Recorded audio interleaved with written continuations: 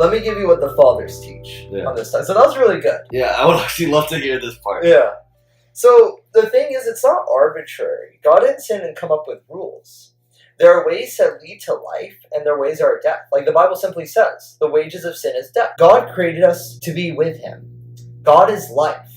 As human beings, we are created mortal. That's St. Cyril of Alexandria and St. Athanasius. I love the example of a scuba diver. By nature, a scuba diver cannot breathe underwater. If you try it, you'll drown. But a scuba diver can breathe underwater. How? He gets the oxygen tank. As long as he's connected to it, he'll breathe and be fine. Now, if he were to cut himself off through sin to divide himself from the oxygen tank, the source of air, he will die. And that's the same thing with man and God. Although man was created mortal, because anything that has a beginning has an end. Although created mortal, he was meant to live forever. Why? He was always meant to be with God. And as long as he was united to God, then he would have that life. But when man sinned, he turned away from God. Then at that point, he separated himself from life. He became the scuba diver. He says, no more oxygen tank. He let himself die. And that's exactly what you talked about here.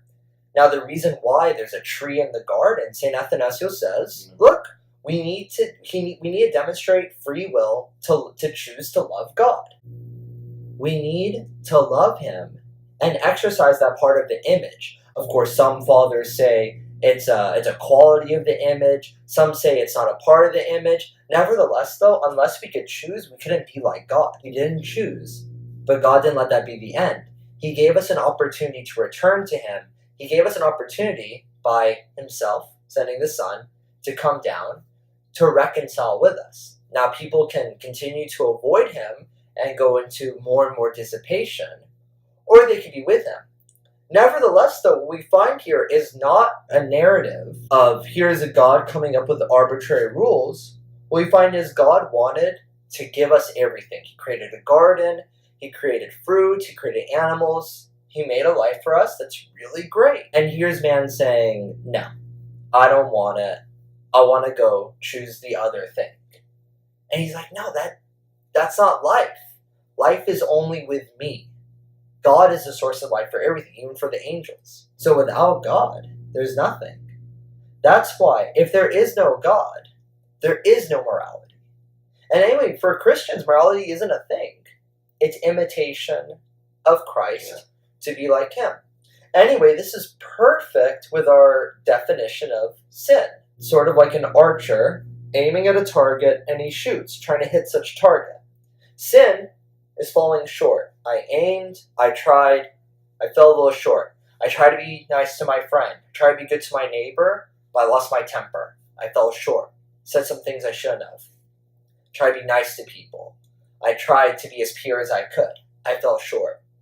That is what sin is. It's falling short of being like Christ.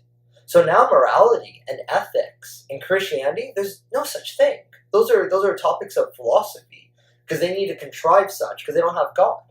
For the Christian, it's as easy as, am I Christ or am I not Christ? I think that's where we fall, at least in the Coptic Church, on morality.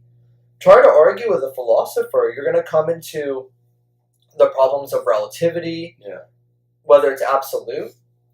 But you know what? Now you start getting into the weirder topics, Is it a sin to lie? I don't know. Rahab lied, and she was saved for lying. Maybe it was her intention. These come into more difficult circumstances. And I think in those cases, we're given hard choices. We need to realize all of these hard choices are a consequence of the fall of mankind. That there's sin in the world, that things fell, and we're going to have to make really hard choices. I think even in those scenarios, when we think we did it right, I still think we fell short. We still need to ask God for His forgiveness, for His help.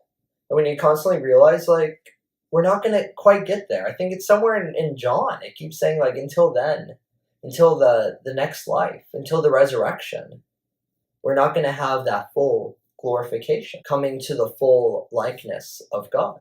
So I think this was a good discussion. Yeah. So let's just very quickly just emphasize free will. God always gave us a choice. But I need to say, and this is definitely echoing St. Cyril of Alexandria. On the one hand, virtue is not forced on anyone. God doesn't force you to be a good person. But on the other hand, God didn't create us with free will so that we could sin. Our freedom is not found in sinning. Because if I sin, now I fall under addiction. I put myself under the power of something else.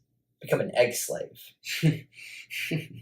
But if I want true freedom comes in Christ. Hence, St. Paul says, I'm a bondservant of Christ. There must be chains. And such chains in Christ is freedom. Whereas the apparition of freedom found in addiction is not freedom at all. It's a life of pain. It's a life of servitude. And it's a life not worth living. Thank you, Mina Ebeid. Thank you. Appreciate it. Glory to God forever. Amen.